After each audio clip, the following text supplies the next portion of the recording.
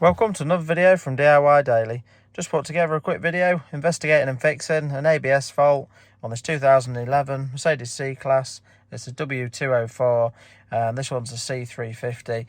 Basically the issue we're looking into, we've got an ABS fault. If I just strike it up quickly and just show you all the messages that we've got on the dash. Basically, with ABS faults, it does tend to put quite a few warning lights on the dash. It's just there's quite a few items that tie into the ABS system there. So now it's not on the dash at the minute, but we have had the tyre pressure monitoring system fault come up as well. But you can see we've got the ABS light on, we've got this message in the centre there, we've got the traction control light and the traction control off message on the dash there as well. But we've just done a full scan with a top-down diagnostic machine. So we'll just show you what fault codes we've got on there, and then we'll start investigating it and see if we can get it fixed. So just looking at it, there is a few faults on this, some other faults that are going to want looking at.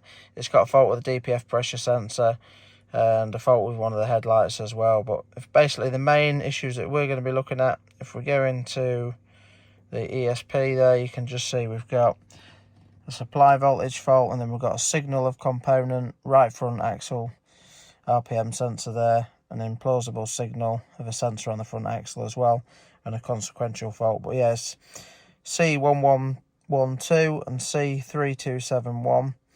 And if we just have a look, I think we've got a fault in the traction control module as well. Yeah, the right front wheel speed sensor from the traction system not available. Now I have got a sensor on standby, but what we're going to do to start with, we're going to go into the ABS ECU. We'll look at the data, see if we can read the wheel speeds. We'll give it a quick drive down the road to see what it's doing. Then we'll get it up on the ramp, get the wheel off, have a look at it, take the sensor out, just check the pickup ring that the sensor reads up, see if we can see that. And then hopefully, I think it's just going to be a case of replacing the sensor. But yeah, if we just go into the ESP module, see if we can read it through there.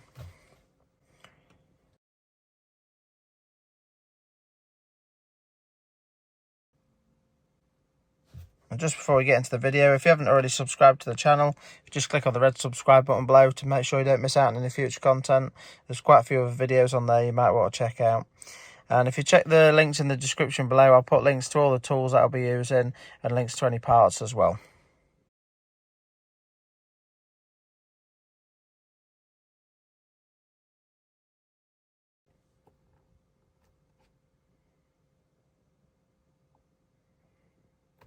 Just see we can see all the wheel speeds there. Right, let's just give it a quick drive and just see what they're reading.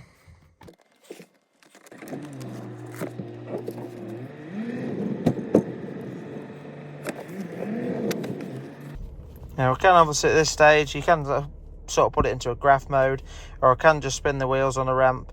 But just for now, I ain't got the ramp clear. I'm just going to simply just give it a quick drive, just slowly, and just see what everything's reading.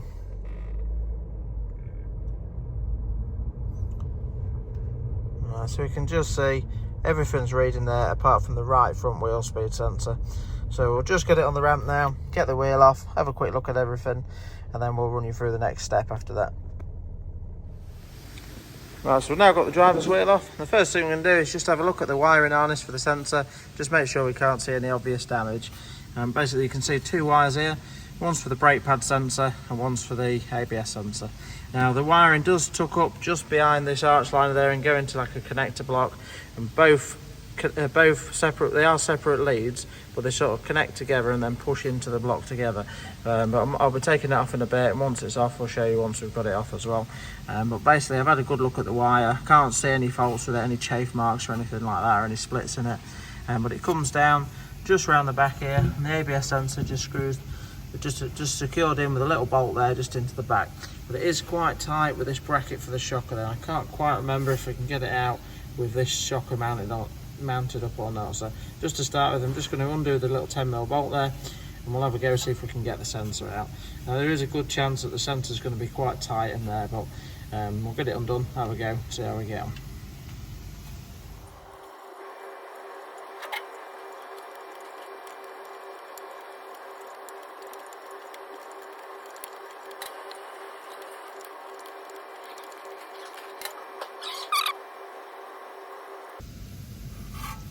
So that's the bolt out. Now we'll have a go at getting the sensor out.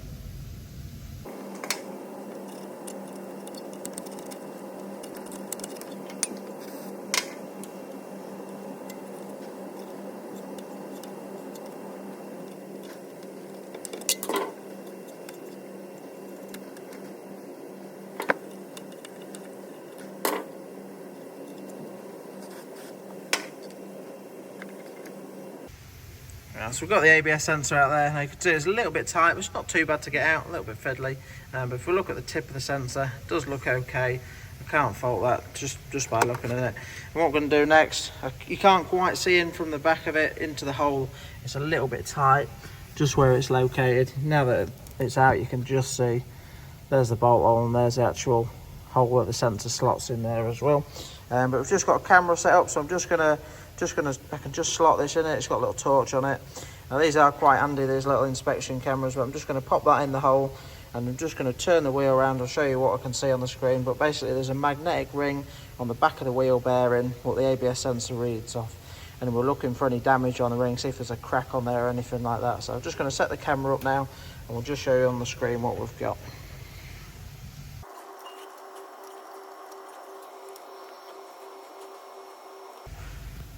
So it's not the clearest on it, it's a little bit tricky to show you, but basically this section there is inside the hole and this is part of the magnetic ring there. But all I'm going to do now is just gently turn the wheel, just use a brake disc, just turn the wheel around and just see if we can just monitor that and look for any cracks.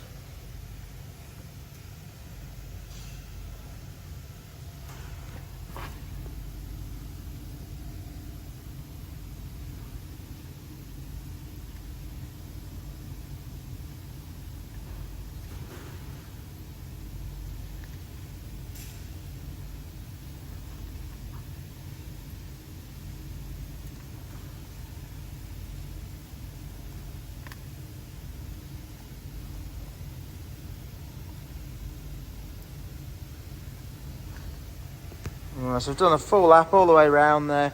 I can't see anything wrong with it. Obviously it's not dead clear what you're looking at on there. It'd be easier with a bearing in hand just to show you on the back of it what that ring is, but basically sometimes you can just get cracks in them, or you could get a damaged bit and there's a chunk of that magnetic ring missing altogether.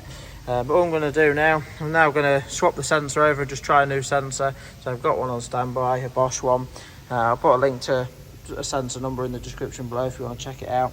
But first thing I'm going to do is just peel some of this arch liner back. I'll just have a go at that and then I'll let you know how I got it undone. But I think it's just going to be a few of these 10 mils. You can see we've got one there, another one there, there'll probably be a few more located around, but I'll just have a go at that, get it out of the way enough so that I can see the sensor, and then I'll let you know what you need to do. I've just quickly rummaged through just the old scrap pile near the press, and I've just found an old wheel bearing just to show you the magnetic ring. Now I have just give this one a quick clean up because it's not uncommon to find them in quite a state. Obviously they're magnetic as well, so any dirt or debris in the back there will stick to the magnet if it's metal as well. But I'll just give that a quick clean up, but you can just see this outer ring is basically a little magnet ring, and that's what I was inspecting, looking for any damage. If there is damage on it, it's normally quite obvious. Sometimes it can just be like a hairline crack across it, but most of the time if it's throwing up like a permanent fault, it'll be where there's a big chunk missing off it, or the ring itself has actually sort of partly come out. But you can see there's nothing wrong with this one there, it's a good ring on that one. But yeah, we'll just crack on now, get that liner off and just show you the connector for the sensor.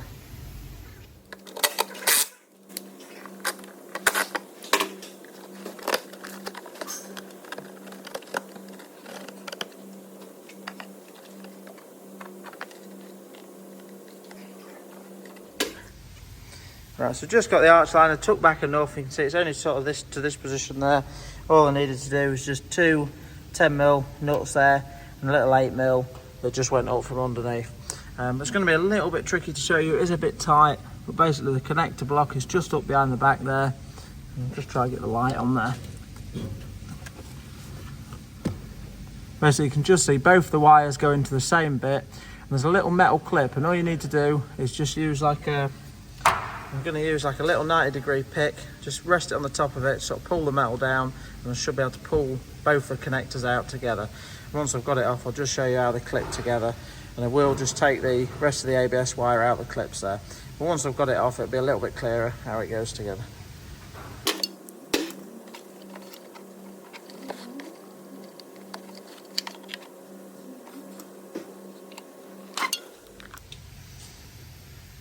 Yeah, so that's the sensor out. It's a little bit tricky to really get some detail showing you how that comes out, but there is a little metal tab. You can sometimes just sort of, if you just grab it and wiggle it, just pull it out past it, but you can see the sensors are actually connected together. So all I'm going to do now is just unhook some of the wiring. I'll pull it to the right side and just get it disconnected and check we've got the right sensor.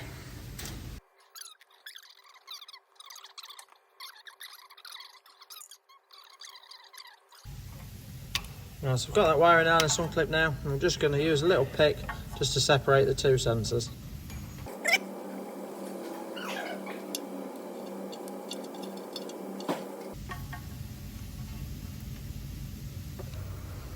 Right, so we've just compared the new sensors to the old one. Everything's exactly the same. We've got all the same fittings on that end there. Basically all the clip pieces are all in the right places. And just check the sensor length as well, just against the other one, which is exactly the same as well. So we're just going to crack on now, get the new sensor fitted all into place. Once we've got it all into place and all clipped up, we'll just bang the wheel back on. We'll just get back in the car, clear the fault codes out, give it a run, just see what the sensors are reading, just make sure it clears the fault. But yeah, we'll just crack on and speed through this bit now and let you know it's fixed the fault.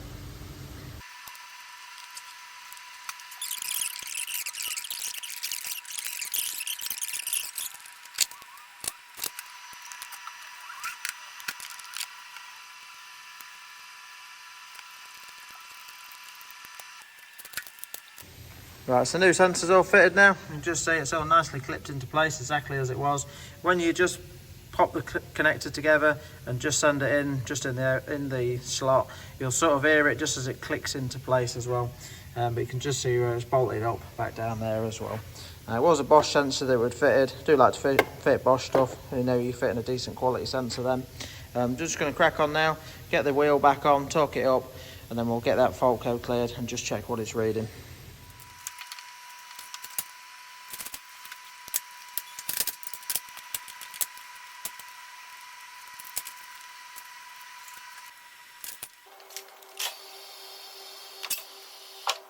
Right, so just got back in the car, just put the ignition on. Before we do anything, we're just going to clear all the fault codes to start with.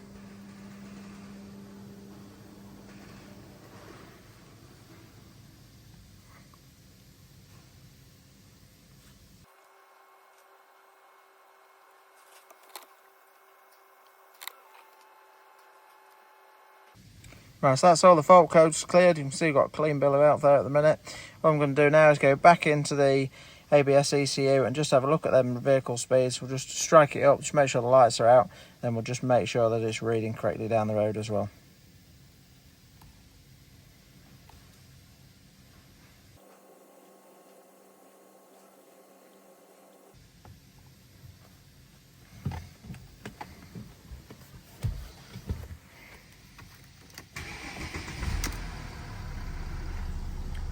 Right, so you can see we've just struck it up, all the warning lights have gone off there. Let's just give it a quick drive and just see what it's reading.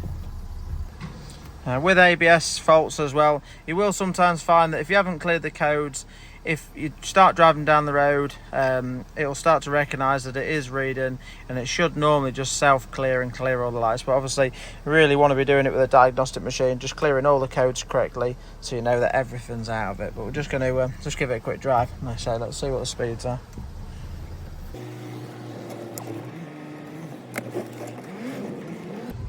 And just say we've got no lights come up, they'd come up straight away before.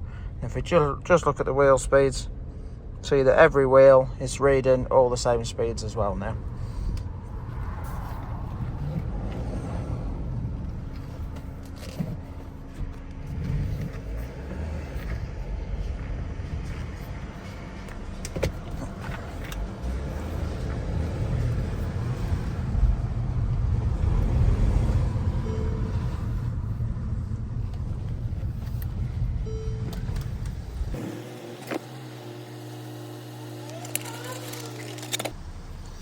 So that's it, it's definitely fixed the fault. Just thought I'd put the video together just in case it helped anyone. As you can see, not too bad a job to replace it. But yeah, I hope you liked the video. If you did, give it a quick thumbs up and subscribe to the channel. But yeah, looking at the sensor, you can't really fault them. The pins on the connector look okay. Obviously the sensor tip looks okay, and I couldn't see any evidence of any damage on the actual wiring. So, but sometimes it can just fail just in the actual sensor piece itself. So. But yeah, thanks for watching, and we'll see you next time. And don't forget to check out any of the links in the description if you're interested in any of the tools used or anything like that. This diagnostic machine, sell these on the website if you want to check it out. This one's the Top Don Phoenix Lite 2.